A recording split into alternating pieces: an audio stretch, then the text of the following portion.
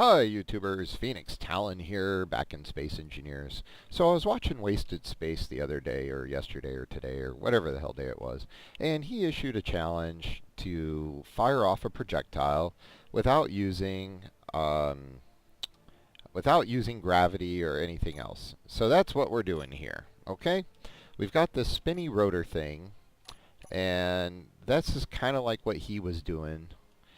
We've got a trigger right here, got a sensor, we've got the projectile itself on a projector. There we go. That's it right there.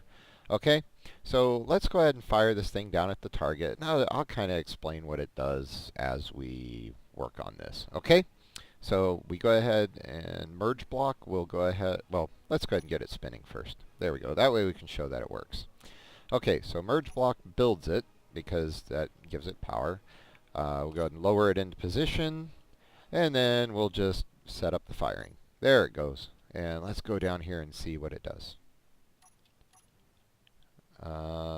Is it going to hit? Is it going to hit? Oh, man, just barely hit the outside edge. All right, let's go see if we can get a better hit than that. All right. All right, so let's go ahead and we'll reset the device. Okay, and get that built. All right, lower it on down, and let's fire it off.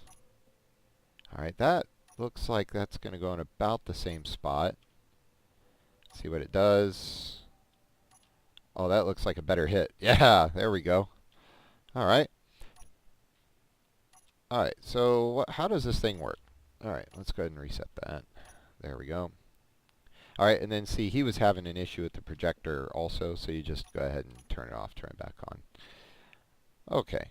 All right, so the way this works is pretty much the same as what he was already designing. I think he just had to go that one extra step further. If you've got your rotors here, that's going to go ahead and give you your momentum. That's your main rotor there. Your gyro for stability. And then up top here, you have a double rotor system to hold it. And then your projector with the projectile created by your welders. Now obviously you would have a conveyor system up here to do this. This is creative mode, so of course I don't have that conveyor system. You could also use the conveyor rotors so that you could go ahead and feed that conveyor system. So really, I mean, other than the fact that it is made in creative mode right now, it could be totally doable. All right, and then the sensor actually is what dictates when it's fired.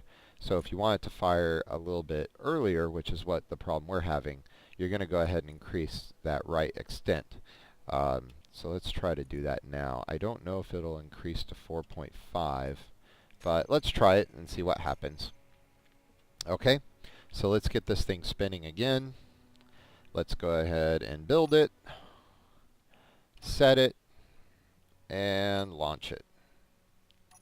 There it goes. Now, it might have fired too early. Yep, yep. See, so I think, you know, there's some tweaking. Obviously, the further away from center you get the sensor, meaning that the longer this arm is, and the farther away the sensor is, and then obviously the longer the arm is, the more momentum you're going to have.